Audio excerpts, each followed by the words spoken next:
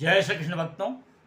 श्रीमद् भागवत महापुराण की भाव यात्रा 10वें स्कंद के 45वें अध्याय तक आ पहुंची है। इस अध्याय में जैसे ही पिछले अध्याय में आपने सुना कि कंस को मारने के पश्चात, उसके अनुचरों के उद्धार के पश्चात भगवान श्री कृष्ण और बलराम जी अपने पिता के पास जाते हैं, पिता को बंधन मुक्त करते हैं और उसके पश्चात भगवान का यज्ञोपवीत संस्कार होता है और यज्ञोपवीत संस्कार के साथ साथ गुरुकुल में प्रवेश होता है। तो सुखदेव जी कहते हैं कि राजन, भगवान श्री कृष्ण ने देखा कि माता पिता को मेरे ऐश्वर्य का, मेरे भगवत भाव का ज्ञान हो गया है, परंतु इन्हें ऐसा ज्ञान होना ठीक नहीं है।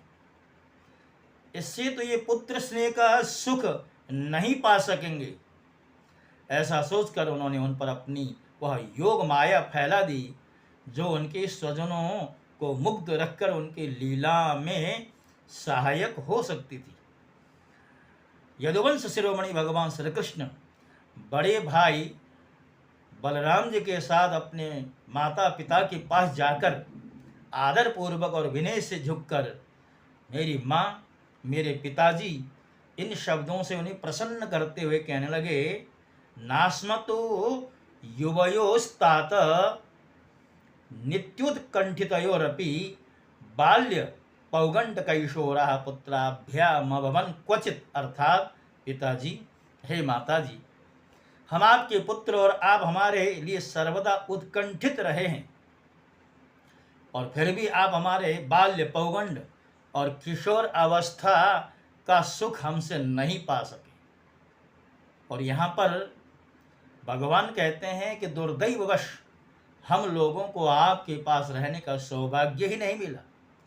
इसी से बालकों को माता पिता के घर में रहकर जो लाड़ प्यार का सुख मिलता है, उससे हम वंचित रहे। पिता और माता ही इस शरीर को जन्म देते हैं और इसका लालन पालन करते हैं। तब कहीं जाकर यह शरीर धर्म, अर्थ, काम अथवा मोक्ष की प्राप्ति का साधन बनता है।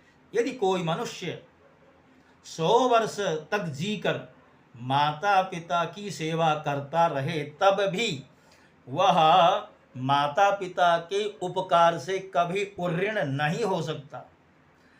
जो पुत्र सामर्थ्य रहते भी अपने माता पिता की